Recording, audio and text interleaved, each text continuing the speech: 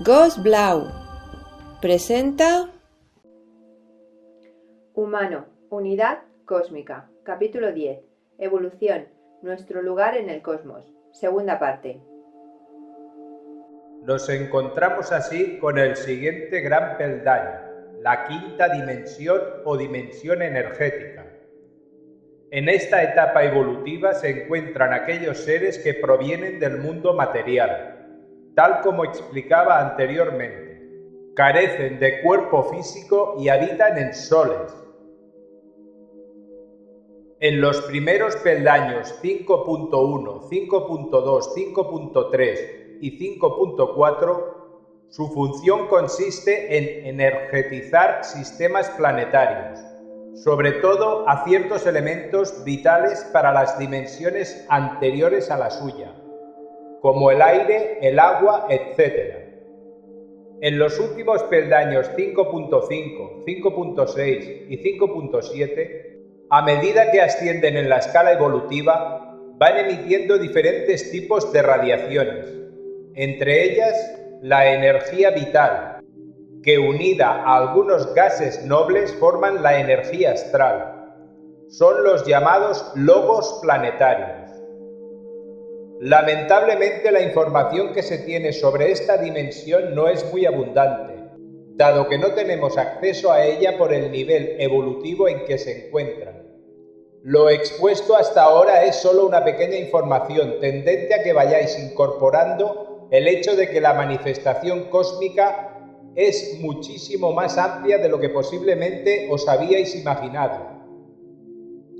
De cualquier manera, el dispositivo cósmico permite en ocasiones acceder a este tipo de informaciones, pero para comprenderlas en toda su magnitud se hace necesaria la presencia de un intérprete con un nivel mental y espiritual muy elevado, que difícilmente se encuentra entre los hombres de la Tierra.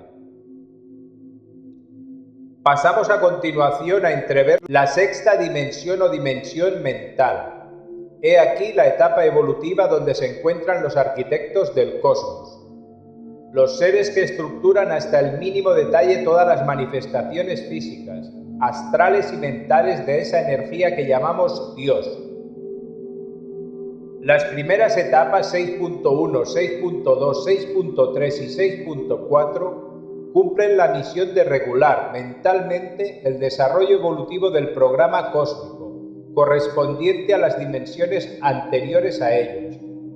Las etapas superiores 6.5, 6.6 y 6.7 estarían ubicadas en el núcleo central de un sistema de soles.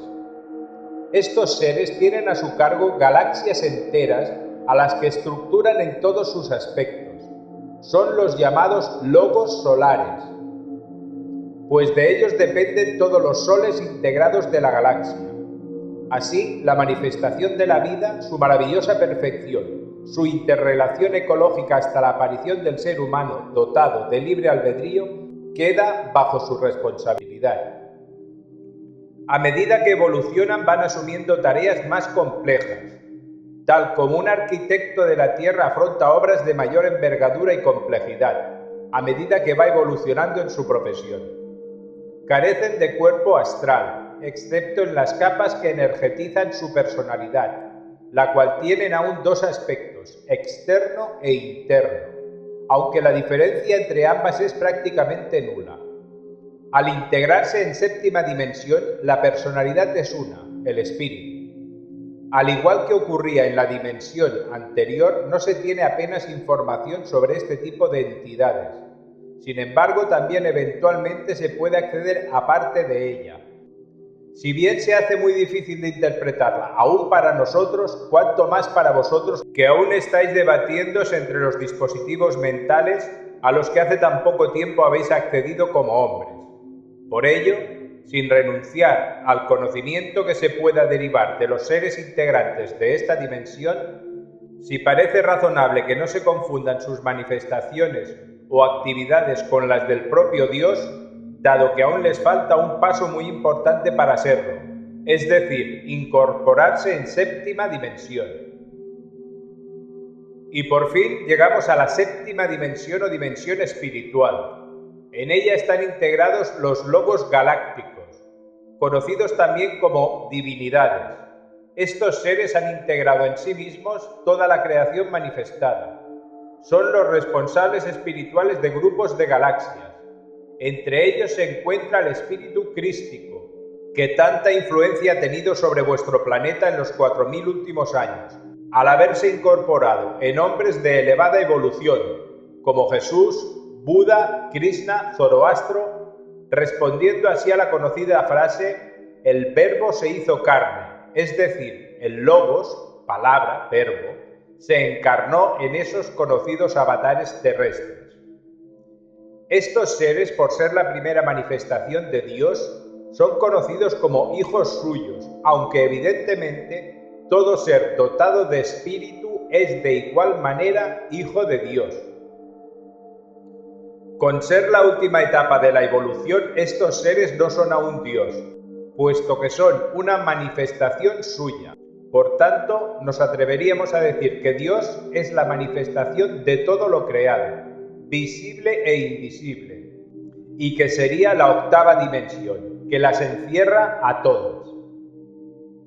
Ese es el destino de todos nosotros, la integración consciente en la octava dimensión. El llegar a ser creadores. Evidentemente, para llegar a ese estado han de pasar millones y millones de años de aprendizaje, miles y miles de vidas físicas, miles y miles de experiencias como seres energéticos, mentales y espirituales. Ese es nuestro destino, y así está impreso en cada uno de nuestros corpúsculos energéticos, en cada una de las sutiles vibraciones de nuestra mente y de nuestro espíritu. Ese es el sentido de la religión, religarse, de la necesidad de volver al origen del cual partimos, como chispa divina al comienzo de nuestra andadura como seres dotados de libre albedrío. La lectura de esta parte de los manuscritos nos hizo replantearnos cuestiones trascendentales, como la reencarnación, el mundo del astral o la mente, y desde luego nos hizo patente el largo camino por recorrer, ante el cual los devenires cotidianos se nos antojaban infinitamente pequeños. Sin embargo, también comprendimos que solo enfrentándonos a esas pequeñeces podríamos seguir andando. Acael, en su momento, nos comentó: que no os preocupe el caminar despacio, que os preocupe el no caminar. Era una frase bastante clara y determinante. Aquellos que piensan que esta vida es la única oportunidad que Dios nos ha dado para evolucionar, o aquellos que creen que en una sola vida se puede alcanzar el cielo o el nirvana, tendrán tiempo para darse cuenta que los logros obtenidos en una vida son muy pocos comparados con la cantidad de ellos que tendremos que ir alcanzando paso a paso, escalón tras escalón, hasta llegar a la cúspide de la evolución. Jacob en su sueño vislumbró esta escalera. Nosotros, por caminos distintos a los del profeta, hemos llegado a una misma conclusión. La escalera cósmica está dentro de cada uno. A medida que vayamos subiendo sus diferentes peldaños, iremos descubriendo paulatinamente nuestra propia divinidad. No obstante lo sencillo que pueda parecer el orden cósmico, realizamos un estudio en profundidad sobre cada una de las dimensiones que lo integran. Veremos la interrelación e interdependencia tan grande que hay entre todas ellas, lo cual es bien patente al hablar de las 4 primeras dimensiones. Sin embargo, es a partir de la 5ª dimensión donde la especulación se abre paso. No tenemos una evidencia clara de la existencia de esos planos dimensionales.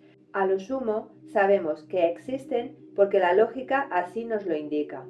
La idea de que entre Dios y los hombres deben existir otros seres es la que impulsa al ser humano a intentar comprender cuál es su naturaleza.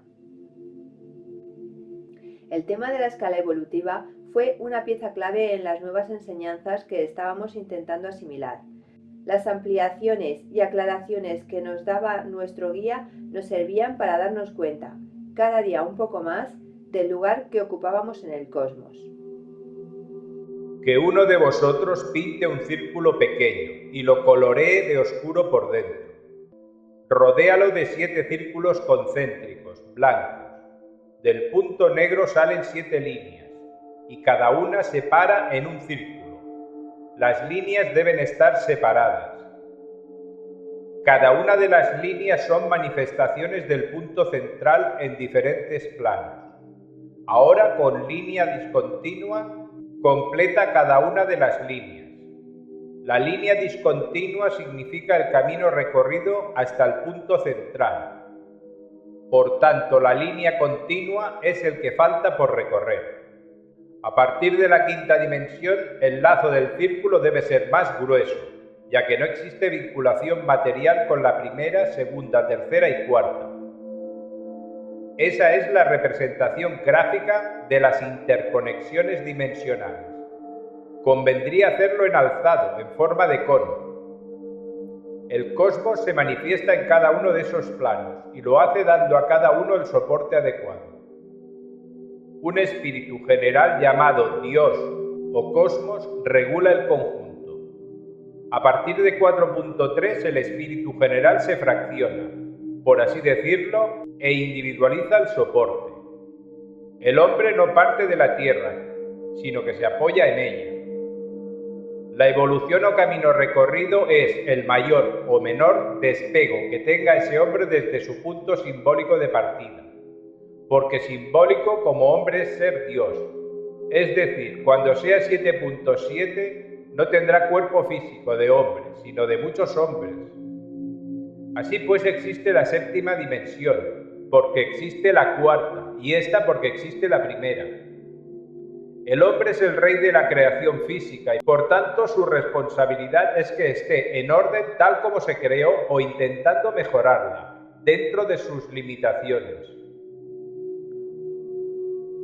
Los quinta son la llamada para los cuarta, para que mantengan su astral en condiciones y se encarga cada uno de ellos de un planeta habitado, regulando eso sí, el astral de los primera, segunda y tercera. Los séptimas se mueven en el plano espiritual y son la referencia a los cuarta, quinta y sexta, para que hagan evolucionar en orden a su espíritu. Se encarga cada uno de una galaxia y se van encargando tanto los cuarta, quinta, sexta y séptima según su evolución de uno o más elementos. Así, los séptima, por ejemplo, si son 7.5, se encargan de 5 galaxias. En los últimos meses, y tratando de que diéramos un paso más en la comprensión de la interrelación dimensional, Acael nos introdujo en el conocimiento de un concepto nuevo que nos hizo percibir de una manera mucho más completa el universo creado. Este concepto es el de holograma. El concepto de holograma, independientemente de sus aplicaciones fotográficas, es mucho más amplio. Cada célula del organismo lleva el mismo código genético en su núcleo, que a su vez conforma un organismo viviente. La información que se almacena en las células nerviosas del cerebro no se queda ahí, sino que se transmite a las demás células del organismo, a nivel atómico. Y puesto que los átomos, sea cual sea su ubicación en el universo, están siendo conscientes de la situación de los demás átomos, es lógico pensar que toda la información contenida en una célula es al mismo tiempo conocida por el resto del universo. Imaginad un vaso lleno de agua. Cualquier alteración en su estado de equilibrio molecular es perceptible por todos los átomos del agua contenida en el vaso. Es lógico que así sea, porque, por ejemplo, la introducción de cualquier elemento en el vaso supone un desplazamiento del líquido en busca de un nuevo equilibrio, y ahí empieza la primera teoría. El universo se halla en constante búsqueda del equilibrio. Este axioma viene derivado de la idea de que en el universo se mueven fuerzas armónicas y desarmónicas. Estas últimas producen alteraciones en el equilibrio u orden natural, por lo que el universo trata constantemente de equilibrar estas fuerzas. De ahí se deriva una segunda hipótesis. La causa de las desarmonías se sitúa en la cuarta dimensión o humana. La razón parece estar en la utilización incorrecta del libre albedrío. Si originalmente todo es armonía, ¿Por qué surgen fuerzas desarmónicas? Y lo que es más, ¿por qué se producen catástrofes cósmicas como el choque de cuerpos celestes? Se dice que el universo está en expansión, en evolución constante. Si todo estuviera en estado de equilibrio no habría expansión, porque el hecho de crecer significaría alteración. Con cada gramo de expansión va añadido un esfuerzo de equilibrio. Cuando el hombre usa inadecuadamente su libre albedrío, las consecuencias del mismo son equilibradas o asumidas por el entorno. También se ha hablado de la fuerza de cohesión. Eso tiene un aspecto físico y otro espiritual. Todo lo que existe tiene una conexión establecida a través del alma universal o caldo de cultivo donde se encuentra inmerso el universo. Formamos parte de un cuerpo u organismo al que llamamos Dios. Tenemos un cuerpo físico de similar vibración al de Dios. Es lo que llamamos universo visible. Tenemos un cuerpo energético al que llamamos astral y que en Dios es la vida. Tenemos una mente que en Dios se llama pensamiento. Y tenemos un espíritu que en Dios llamamos amor. Cada célula tiene la capacidad de generar un cuerpo completo. Así es el cuerpo de un holograma donde cada célula es la representación de todo el cuerpo. El cuerpo físico es una representación del cuerpo astral, este del mental y este del espiritual. Cada parte del astral tiene o contiene el astral completo. Cada parte de la mente a la mente completa y cada parte del espíritu al espíritu completo. Es decir, todo contiene al todo. Avancemos un poco más en los conceptos filosóficos del holograma cósmico. El hombre es un ser multidimensional, por tanto su ser está formado por planos energéticos de diferente nivel de vibración superpuestos, pero al mismo tiempo en interacción constante. Según esto y siguiendo con la teoría o ley de que el todo está en cada una de las partes y tomando al hombre de forma integral, como una de las partes llegaríamos a la conclusión de que existe toda la información del Creador en cada cosa creada. Ahora bien, no toda la información está contenida en el mismo libro. Por el contrario, cada nivel de vibración dimensional tiene la información completa que se refiere a su dimensión. Todos los libros juntos forman el gran libro del conocimiento total. Cada hombre es Dios, porque tiene toda la información necesaria para ser creador. Tan solo es necesario ir aprendiéndola. Y eso se consigue por medio de un mecanismo llamado evolución. Esta serie no finaliza aquí. Iremos publicando las enseñanzas de Genome con regularidad. Encontrarás los enlaces abajo, en la descripción. Todo lo que se recibe es para darlo. Agradeceríamos que compartáis este vídeo con todo el mundo y os suscribáis a este canal para poder seguir recibiendo y compartiendo información. Muchas gracias.